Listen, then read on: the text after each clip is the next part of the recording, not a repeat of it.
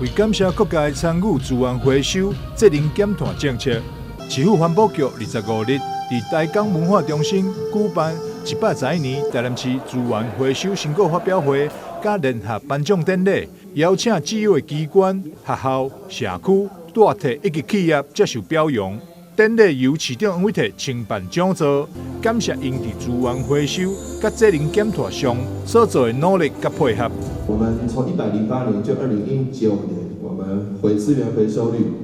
从54%到63%，短短3年多增加了9%，这个是很高的成长，也很不容易啊。尤其你知道，在109年开始就已经 COVID-19 开始了，大家都为了怕感染都大量使用一次性的包材不管是便当或者饮料杯都叫外带叫外送，然后用一次性包材，这个就是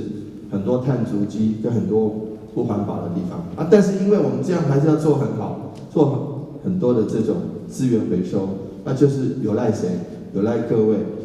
的一个努力，让我们这个城市能够维持，不仅是维持干净，而且能够为地球尽一份心力。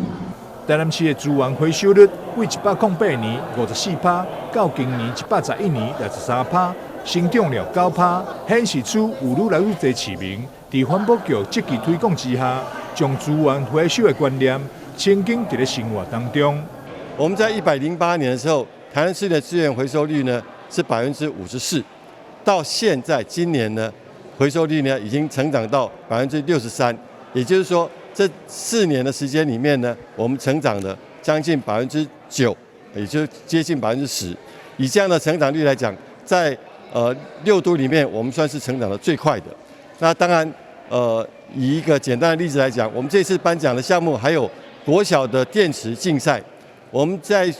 国小的电池回收竞赛里面呢，我们总共收到了5900多公斤的电池，也就是将近6吨的电池。这样的数量呢是非常非常可观。也就是说，如果不做好资源回收，这些呢电池呢变成垃圾，就会污染我们的环境。因此呢，资源回收呢需要各个单位、团体、社区、学校大家一起努力。今天也环保局长谢世界感谢大家积极参与资源回收以及责任减碳，希望大家继续努力争取价值，也呼吁大家将环保的观念融入去生活当中，也邀请所有人一同响应，共同打造低碳永续美丽城市。